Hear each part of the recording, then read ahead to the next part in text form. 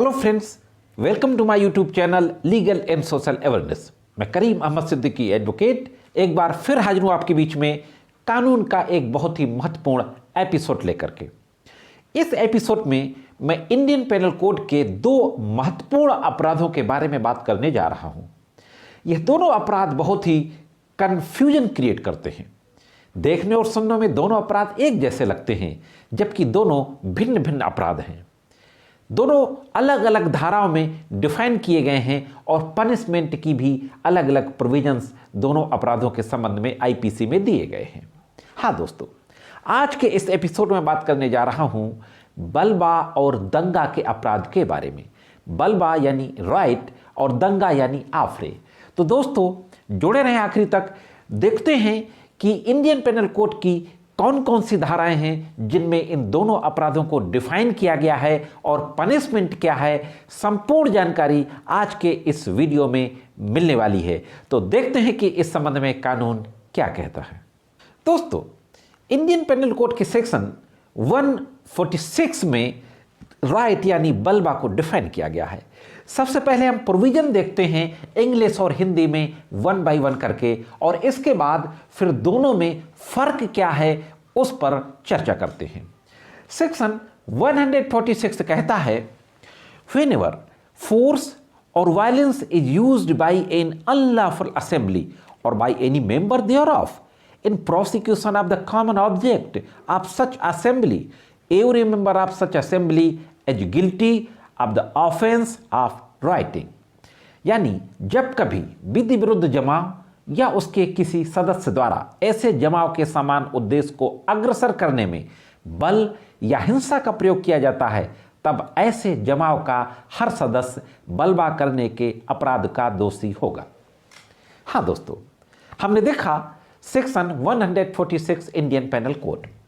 बलवा यानी विधि विरुद्ध जमाव, अनलॉफुल असेंबली। अनलॉफुल असेंबली के किसी सदस्य के द्वारा बल या हिंसा का प्रयोग करना, यह बलवा होता है। इसके लिए जो पनिशमेंट का प्रोविजन है वो सेक्शन 147 में दिया गया है। 147 के अनुसार जो पनिशमेंट है वो मैक्सिमम 2 साल तक हो सकता है। अब देख लेते हैं कि दंगा का सेक्शन क्या कहता है, कैसे डिफाइन किया गया है और उसमें कितनी सजा है। 159 इंडियन पेनल कोड में दंगा यानी अफेरे को डिफाइन किया गया है।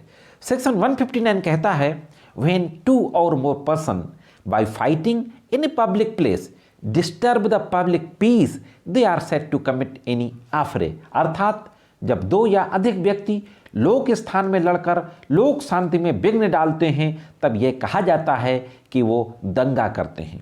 दंगा का जो पनिशमेंट का प्रोविजन है वो सेक्शन 160 में दिया गया है। Punishment for committing affray. Section 160 कहता है, whoever commits an affray shall be punished with imprisonment of either description for a term which may extend to 1 month or with fine which may extend to 100 rupees or with both। अर्थात जो कोई दंगा करेगा वह दोनों में से किसी बात के कारावास से जिसकी अवधि 1 मास तक हो सकेगी, या जुर्माने से जो 100 रुपए तक का हो सकेगा, या दोनों से दंडित किया जा सकेगा।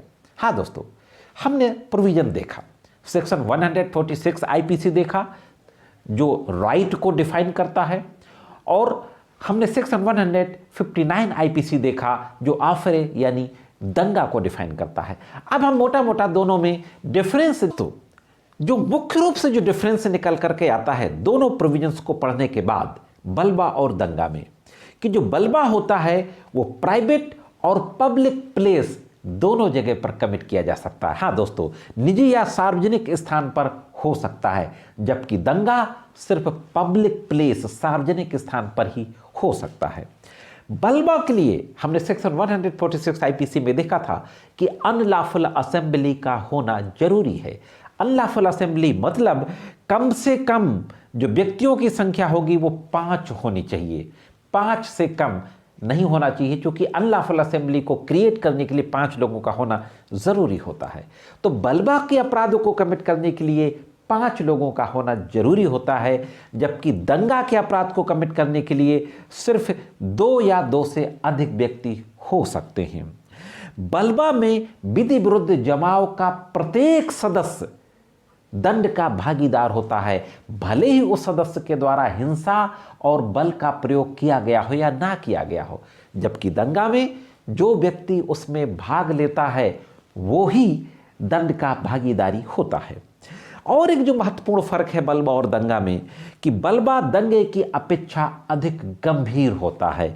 इसमें जो पनिशमेंट होता है, सिंपल और रिग्रेस पनिशमेंट, वह 2 वर्ष तक का हो सकता है, जो हमने सेक्शन 147 आईपीसी में देखा था।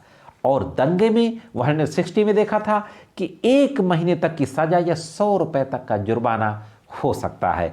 तो दंगा बलवे से कम गंभीर होता है। तो यह 2 शब्द दोस्तों, बलबा और दंगा, कहने सुनने में एक जैसे लगते हैं, जबकि ये दोनों अलग अलग हैं और अलग अलग प्रोविजंस में डिफाइन किए गए हैं, अलग अलग पनिशमेंट के प्रोविजंस दिए गए हैं। तो यह थी एक महत्वपूर्ण जानकारी। ये जानकारी कैसे लगी कमेंट्स करके जरूर बताइएगा।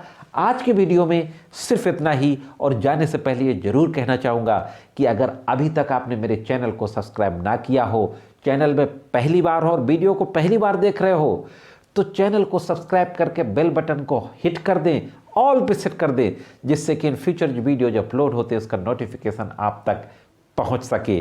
दोस्तों, जानकारी कैसे लगी कमेंट्स करके जरूर बताएं। मिलते हैं किसी दूसरी वीडियो में, तब तक कानून की विभिन्न तरीके की जानकारी के लिए देखते रहें लीगल एंड सोशल अवेयरनेस।